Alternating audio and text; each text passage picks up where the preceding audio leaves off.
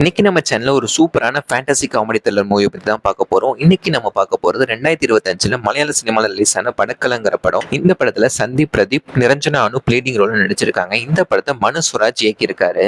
இந்த படத்தோட online story என்னன்னு பாத்தீங்கன்னா, இந்த படத்துல ஜிதின், ராம்சத், நகுல், கண்ணன் ஒரே காலேஜ்ல படிக்கிற 4 ஃப்ரெண்ட்ஸ் இருக்காங்க. அந்த காலேஜ்ல சாஜி, ரஞ்சித்னு 2 ப்ரொஃபசர்ஸ் இருக்காங்க. அந்த ரஞ்சித்தை ஸ்டூடெண்ட்ஸ் எல்லாத்துக்கும் பிடிக்கும். ஆனா சாஜியை யாருக்குமே பிடிக்காது. இந்த 2 பேத்துக்கு இடையில யார் அடுத்த டிபார்ட்மெண்ட் ஹெச்ஓடியா நியமிக்கிற நேரம் வருது. சாஜிக்கு பாத்தீங்கன்னா அதிக எக்ஸ்பீரியன்ஸ் இருக்கு. ஆனா ரஞ்சித் ஸ்டூடெண்ட்ஸ்க்கு எல்லாருக்கும் பிடிச்சவங்களா இருக்காங்க. அதிக எக்ஸ்பீரியன்ஸ் இருக்கனால சாஜியை நியமிக்கிறதுக்காக நிர்வாகம் முடிவு செய்து ஸ்டூடெண்ட்ஸ் எல்லாரும் ரஞ்சித் தான் அடுத்த ஹெச்ஓடியா வரணும்னு விருப்பப்பட்டு நிர்வாகத்திட்ட கோரிக்கை வச்சுட்டு இருக்காங்க. ஆனா ரஞ்சித்தோ சாஜிக்கு தன்னோட ஆதரவு வழங்கிட்டு அவரோட ரூமுக்கு போய்கிட்டு இருக்காரு.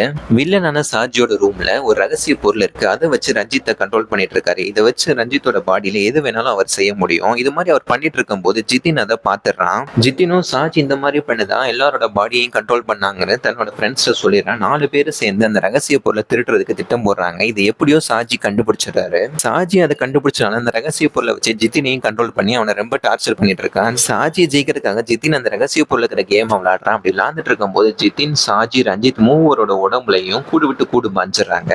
3 பேரும் கூடு விட்டு கூடு பாஞ்சிட்ட பிறகு என்ன மாதிரியான கலாட்டெல்லாம் நடக்குது, அதுல இருந்து அவங்க எப்படி தப்பிச்சாங்க அப்படிங்கறதா இந்த படத்தோட மீதி கதையா இருக்கும். நீங்க தமிழ் டப்ல சூப்பரான ஒரு ஃபேண்டசி காமெடி த்ரில்லர் மூவி பார்க்கணும்னு நினைச்சீங்கன்னா கண்டிப்பா இந்த படத்தை ஒரு தடவை ட்ரை பண்ணி பார்க்கலாம். இந்த படம் ஜியோ ஹாட்ஸ்டார்ல தமிழ் டப்ல அவைலபிளா இருக்கு. இந்த மாதிரியான ஷார்ட்டான மூவி ரிவ்யூஸ்க்கு நம்ம சேனலை மறக்காம சப்ஸ்கிரைப் பண்ணிக்கோங்க. அடுத்து எந்த படத்தோட ரிவ்யூ போடலாங்கிறதையும் கமெண்ட் பண்ணுங்க.